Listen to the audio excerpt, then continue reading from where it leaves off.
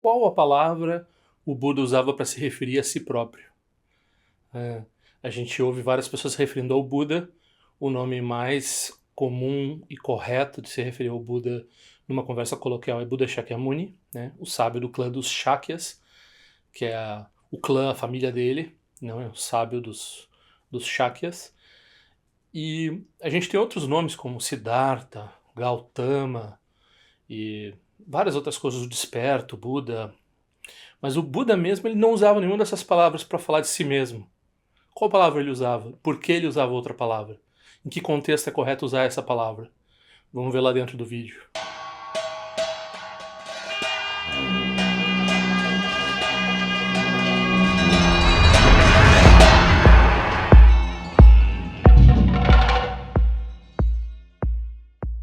Quem quiser pedir os cartões é só enviar o endereço de correspondência aqui para esse e-mail.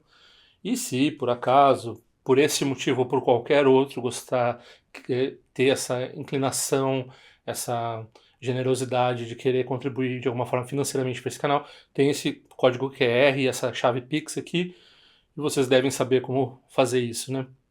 A outra forma de contribuir, e por favor eu peço para todos que assinem o canal, tem melhorado um pouco, e que curtam os vídeos, participem, né, na área de comentário. A área de comentário é complicada, né, pode tentar participar, mas se quiser realmente que eu responda, que realmente apareça, manda e-mail para mim. O e-mail é esse, tem um boletim informativo que também vai aparecer daqui a pouco para dar tempo para vocês olharem o e-mail. Conexões auspiciosas, é bom falar que tem gente só me ouvindo no podcast, né? Às vezes eu tenho esquecido disso. Então, conexões auspiciosas, sem o tio, né? @gmail.com.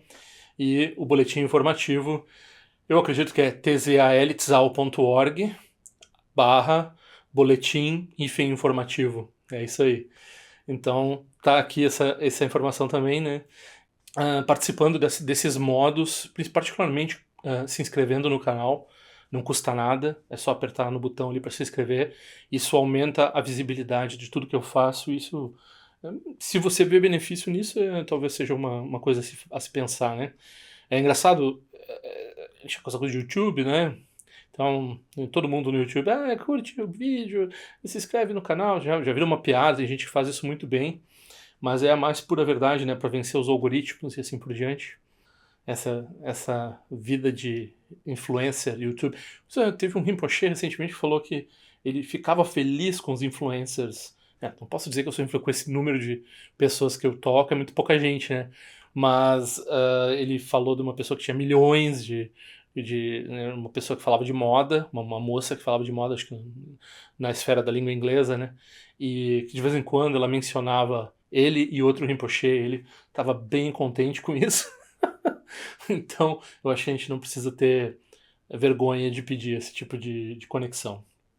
Então, né, a palavra, né, para não fazer tanto mistério, a palavra que o Buda se referia tanto nos sutras do cânone Pali quanto nos sutras Mahayana, a gente vai ver o Buda usando essa palavra. É engraçado, né, que parece que o Buda, ele tá falando, né, do Buda em terceira pessoa. Parece que ele é tão cretino assim que nem o Pinheiro, né? Pinheiro faz isso às vezes. Mas com certeza, no caso do Buda, não era esse o caso. Mas ele usava o Tathagata, né? O Tathagata, algumas vezes se fala, mas o Tathagata. Essa palavra Tathagata, ela é muito profunda. Então, é engraçado, né? Parte dessa discussão vem de um comentário que uma pessoa ligada ao Shravakayana fez e que estava analisando um sutra e que estava um pouco chateada com o fato de eu dizer que era impossível reconhecer uma pessoa iluminada pelas marcas, né, que a pessoa tem, ou seja, pelo que ela fala, ou pelo jeito de ser, pelo jeito de, né, pela cor dela, pelo jeito de se mexer, pelo jeito de conduzir a vida. Então, no Mahayana em particular é muito claro que não é possível. Por isso não quer dizer, né? Então, fazendo todo esse parênteses aqui antes de falar do Tathagata, isso não quer dizer que você não deve analisar e não deve se fiar numa pessoa que tenha moralidade, numa pessoa que tenha erudição, né, títulos, né, dentro da instituição, seja reconhecido pelos outros, né?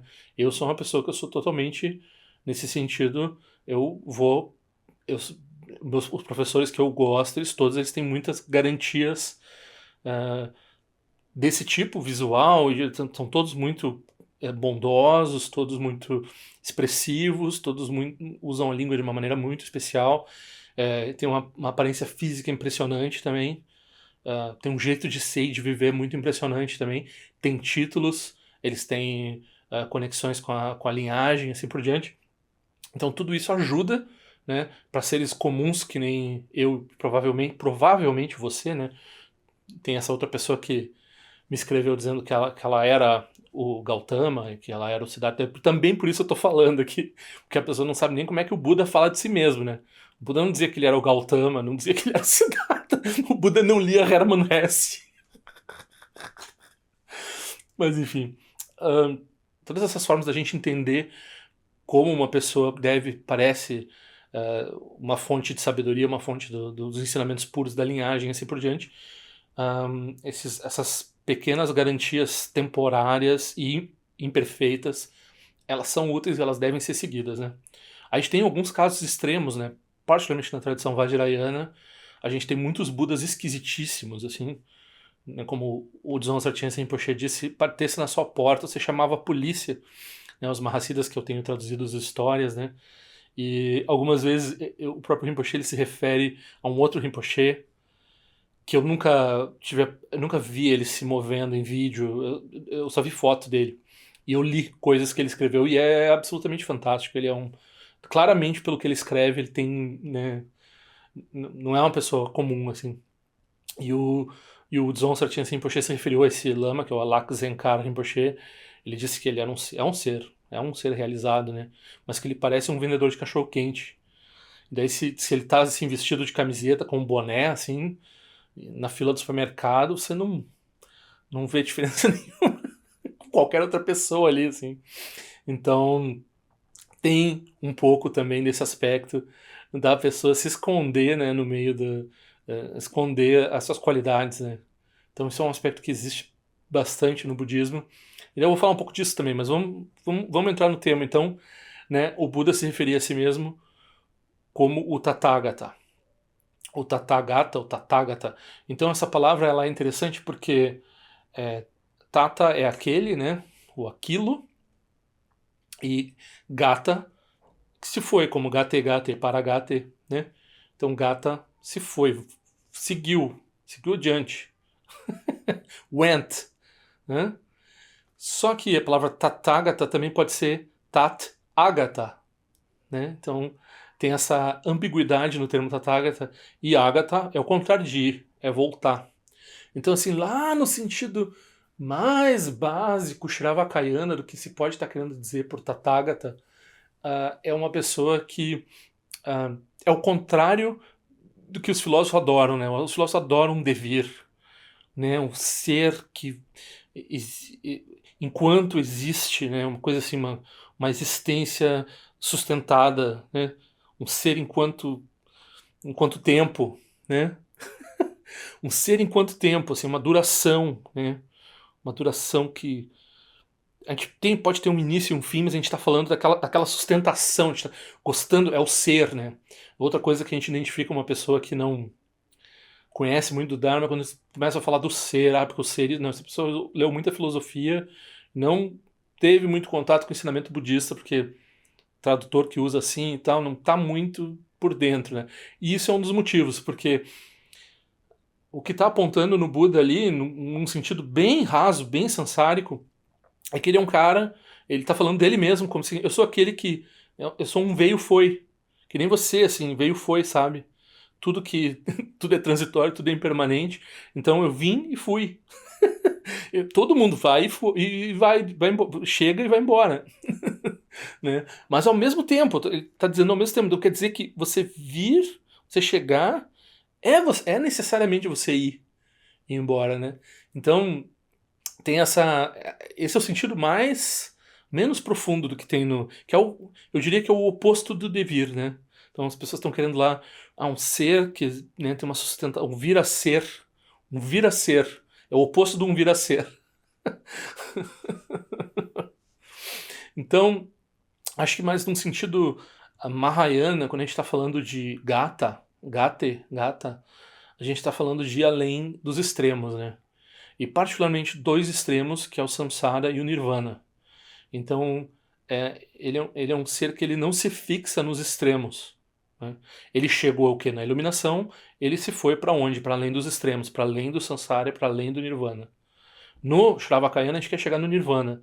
No Mahayana, como eu já disse em outros vídeos aqui, isso é uma coisa que a gente sabe com relação ao Mahayana, eles dizem a esse pessoal que está buscando nirvana, eles ainda não renunciaram ao nirvana como um bodhisattva, então tem essa importante renúncia ao nirvana. Então o Buda, o Tathagata, ele não é um mero, né, jamais no Shravakayana se diria isso, mas no Mahayana se diz isso, ele não é um mero arahat, ele é alguém que foi além do nirvana também, né? Então, esse sentido profundo do termo Tathagata, e o Buda falava de si próprio assim, né? Então ele não falava de si próprio, eu sou o desperto, que parece que é uma coisa assim muito. Né, eu tô acordado, vocês estão dormindo, assim, né? Não quero dizer nada, né? Ou o sábio do clã dos Shakyas. Eu sou o cara, né? Ou o nome de família. É até interessante porque talvez vocês já tenham reparado, mas eu uso esse nome Padma Dorje, né? Então, né, eu recebi esse nome e tal, eu uso esse nome, ponho esse nome aí no vídeo e tal, assino os vídeos e tal. Mas normalmente quando eu me refiro a mim mesmo aqui dentro dos vídeos, eu falo o Pinheiro, e as pessoas na Sangha me conhecem como o Pinheiro. Então, isso é uma forma clássica de, né, de ter esse contraste entre um nome que é a aspiração que a pessoa tem de ser um ser, né, que tenha qualidades, embora o nome Padmadora seja um nome, não implique nada disso, né? É um nome que implica qualidades, mas não tem muito portador desse nome por aí. A gente sabe que esse nome é um nome comum, assim, que nem João da Silva, né? Então, por um lado, sim, é um nome exaltado, por outro lado, é um nome comum, e por outro lado, eu sou o Pinheiro, né? Então, tudo isso, o Trungpa Rinpoche também, durante um período da vida, eu acho que as pessoas referiam a ele como Rinpoche, como geralmente se faz falas nas sangas, né? Então a gente fala o Rinpoche, porque já sabe que é aquele Rinpoche, porque é o Rinpoche que está ali, né? Que é o nosso principal Rinpoche e tal. Então, o Rinpoche da nossa sanga a gente chama o Rinpoche que está mais próximo, né? Mas depois talvez o Dilgo Chense Rinpoche ou o Karmapa começou a chamar ele de Vidyadhara, né? Então, o Vidyadhara, que em tibetano é Rigdzin, que é um título super elevado, um detentor do estado desperto, né? Então, é basicamente um sinônimo de Buda, né? A pessoa que vê as coisas como elas são, assim.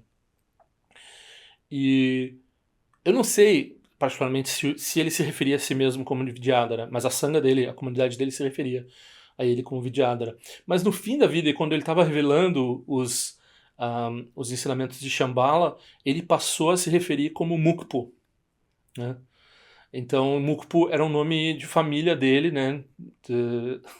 Um nome ao mesmo tempo também elevado, porque a família dele quer dizer que a família dele, né, tem um valor, mas ao mesmo tempo é um nome de família. Nome de família, todo mundo tem um nome de família, né? Não quer dizer muita coisa, né? Então, esse é um aspecto. E ele dava ensinamento sobre isso, de por que ele se chamava de Mukpo e assim por diante, porque ele também, né? É um pouco.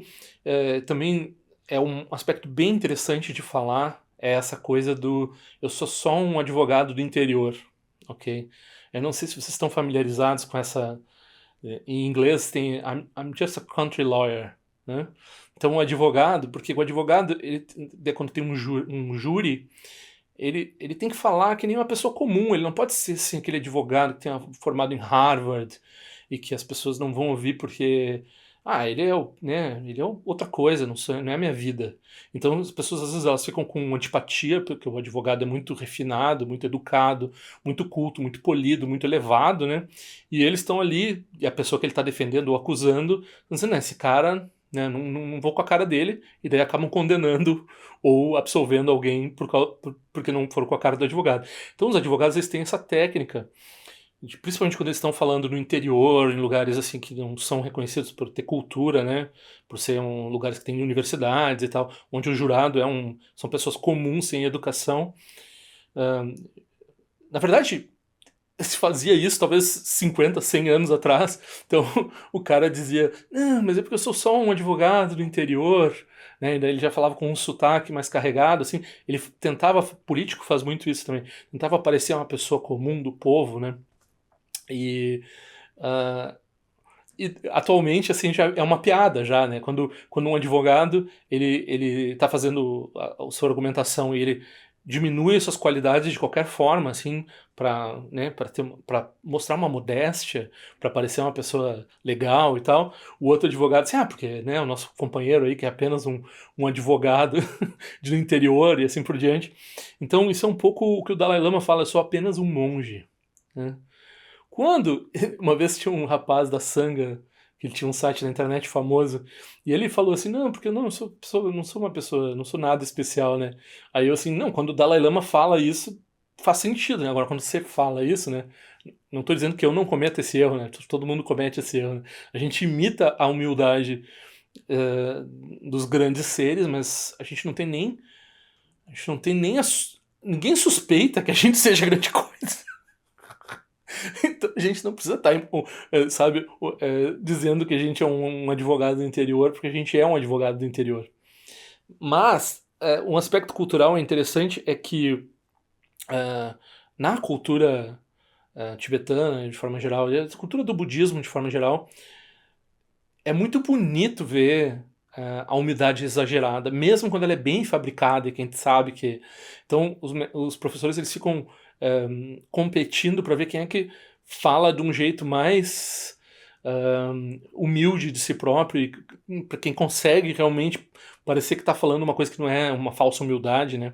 Então, e existe esse tipo de coisa. Aqui na nossa cultura, se a gente chega numa entrevista de emprego e não fica mentindo que a gente é o máximo, ninguém nem entende. Ninguém entende o argumento do country lawyer, assim, do advogado do interior, que a gente tá, né, a gente é tão bom que a gente tá dizendo que a gente é como qualquer um, né?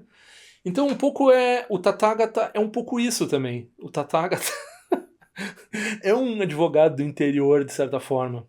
Ele não é um termo que não era para ser um termo tão exaltado. Mas, como o Buda usava para se referir a si próprio, então hoje em dia, quando a gente vai. Eu tenho outro detalhe, né? Eu tenho essas tancas atrás, eu reparei que tem alguns outros canais, não os dos lamas, que eles sempre têm tancas, né?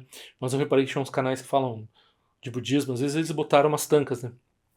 E daí tu olha pra posição que tá as coisas na parede da pessoa, e diz, a pessoa ela não tem a menor noção do que ela tá fazendo, não sabe nada do Dharma.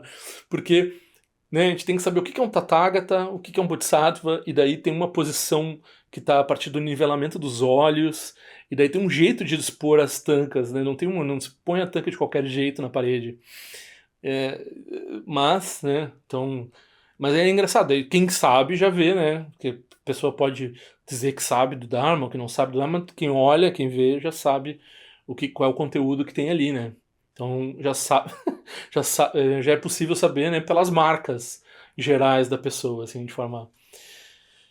Então, com relação a examinar, sim, examinem a pessoa que vocês vão ouvir o Dharma dela, vejam as credenciais, vejam o que é falado pelos outros, pesem, né, isso com aquilo. Faz sentido, isso vai determinar se a pessoa tem realização ou não tem realização. Não vai determinar. Como é que você vai ver a realização? Quando você tiver a realização, você é capaz de ver a realização, né? Então, enquanto a gente tem hábitos mentais e assim por diante, o fato da gente agora aqui estar falando do Buda Shakyamuni, né, e estar discutindo o termo Tathagata, isso é um mérito excelente nosso, que a gente dá valor para essas coisas, a gente vê alguma coisa ali dentro, né? Então eu aconselho que, né, quem sou eu, um pequeno advogado do interior, né? Mas para vocês levarem a sério, né? Instigarem isso, né? Então não é para ter medo, né? Outra pessoa também me escreveu assim, mas eu tenho essa conexão com o Dharma, mas às vezes eu não sei que eu vou me aprofundar muito nisso. Ah, o máximo que vai acontecer é você atingir a liberação mais devagar ou mais rápido. Se você se conectar com um professor autêntico, não tem outra possibilidade, né? Mas tem que examinar. Ainda é bom usar os critérios todos. Como está no Sutra, lá no Sutra que o rapaz do Shiravakayana veio falar, tinha o Buda dizendo assim, não, quando o jeito que a pessoa fala, como a pessoa se apresenta, isso diz muito sobre a pessoa, né? Daí lá no Vajrayana que a gente vai dizer, não, esse cara aí que anda com os cachorros aí, que anda que nem um mendigo e tal, esse cara é um ser realizado. Aí é um outro nível de ensinamento, né? Bom, Era esse o recado, espero que sirva de alguma coisa, né, para todo mundo que está ouvindo.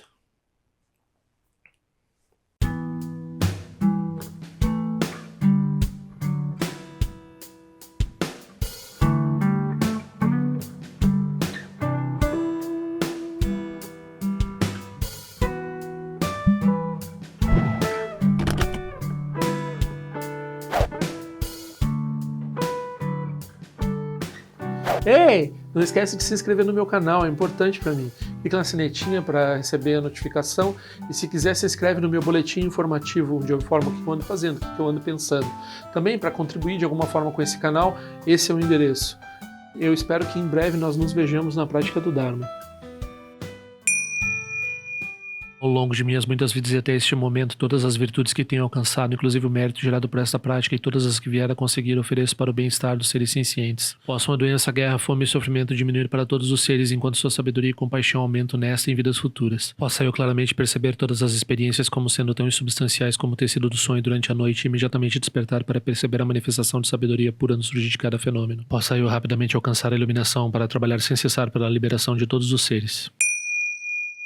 Nirawe Korajinga Sumpano Neoma Lundikwene Tirezin Atensin Jasoeza Pekajar Produtendiante. Om Soati Diamante Penedira Sawa Conchatuzi Zetai Bai Médio no Jutru Piamania Jogi Sasunda do Tendiante. Time Quene Pema Sambal Sasonagem Descendo Pai Gardiwan Shujuku do Pegu Cose Destintes em Darshinju. Jigmetu Jutru Panangue Wachatunga do Pateno Muyengue com Pamalora Sanelun do Tileta do Tendiante. Emergência Pemeri Suji Pemetan Lati Kuzizuan Pemonte de Druma de Sojino Nibe Melun de Drujante. Penenjon Enetim Potem Paiuri Nebadan de Basipetiam Bundan Conseja Sentendiante. Kusum Sanjaguru Rinpoche do Condado de Wachimbo Jabartia com seu tutor da Poça Só Depson Chinchilap Sushi não se mueve de chuva dançam balão de dropa Chinchelo. Uma rumba Zaguru Pemacede, que loja som de lote, exaliença som de papel do Jushu Sung não guarda midral do Sungele.